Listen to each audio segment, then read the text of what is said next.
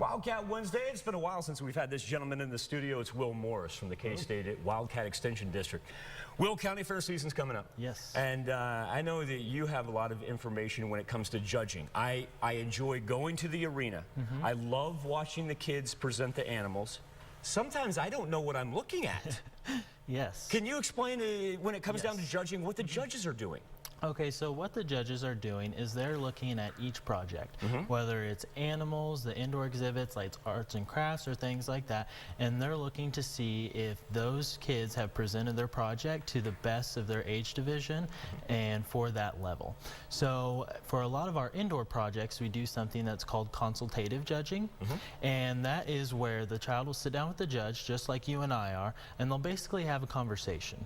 They will talk about what they're doing, what the project is, and they will describe in detail how they went about doing that project, because it's their project. They need to know what they did, how they made it, what things they liked, what was hard for them. So it's almost like we're improving interview skills with them at a young age. Yes, and we want them to start reflecting on if something's not quite perfect, you know, what could they have done better to change that and make that a little different for them. So we want them to start taking more ownership of and being proud of what they have to present. That's great. You're starting that so young. Okay, now when it comes to livestock.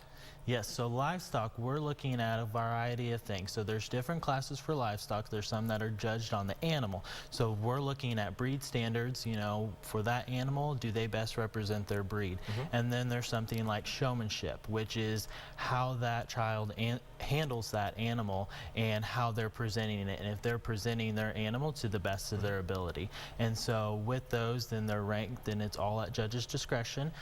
So some days you might have a good day and the judge might really like you, some days you might not. And that's why we see those kids in the barnyard area spending so much time with their animals when it comes to grooming and making sure that the animal looks just unbelievable. I mean, those kids are everywhere. Okay, so as whether I'm looking at the indoor exhibits, which in your case at the Crawford County Fair, I absolutely love. You guys have the huge indoor building that's air conditioned, by the way. And I see the ribbons. Yes. How do I identify what each of the ribbons means? So we have a variety of ribbons. We have the Danish system, which is what we judge on. And so we have different colors. We have purple, blue, and red.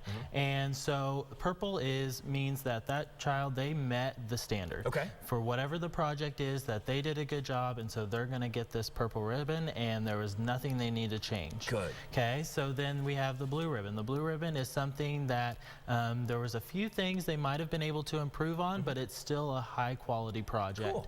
And then we have the red, where they're, you know, it might be their first year to do that project. They're still in the learning stage, and so they can take those things and make those changes.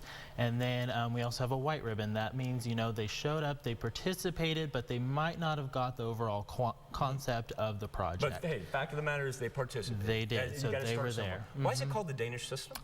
That's just a system that we used, and that's over the state of Kansas for H. So, so in other words, I could go to any county fair, and it's that's what I'm going to find. It will be similar, yes it will.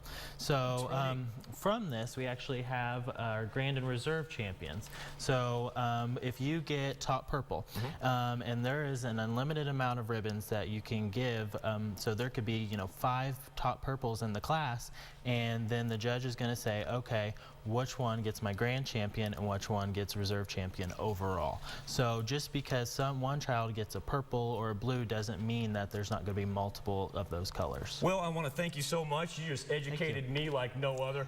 Hey, that's where you can get a hold of Will or anybody from the K-State Extension Service in the Wildcat District if you have any questions. They are extremely helpful, and we love having them on for Wildcat Wednesday. I can't wait to see you come August 1st. Yes. Will and I are going to be out at the Crawford County Fairgrounds just outside of Girard. Let's come back, talk heat advisories right after this.